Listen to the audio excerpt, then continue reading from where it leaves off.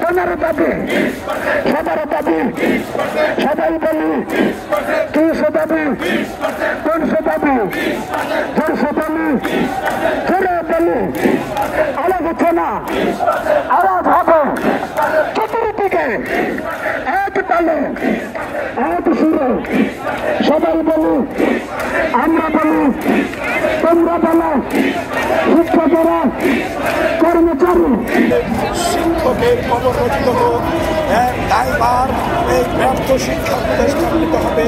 আমাদের সামান্য দাবিটুকু আমরা আমাদের মানতে পারি নাই। আমাদের প্রাণের শিক্ষার্থীদের ছাড়া আমরা রয়েছি, ক্লাসে যেতে পারি নাই। 16 তারিখ থেকে আমাদের 10ম শ্রেণীর শিক্ষার্থীদের আহারে আমাদের শিক্ষার্থীদের পরীক্ষা, আমরা তাদের পরীক্ষা নিতে পারছি না। আমাদের কলজা ফেলে যাচ্ছে।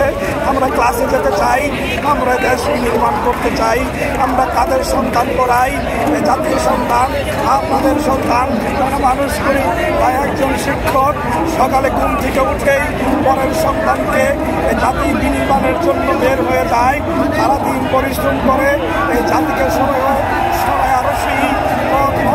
এবিসিডি শিখায়, আবার ঘরে ফিরে ক্লান্ত শরীরে আবার ঘুমোতে যায় এই জাতিকে বিনির্মাণ করার জন্য, অন্যের সন্তানকে মানুষ করার জন্য।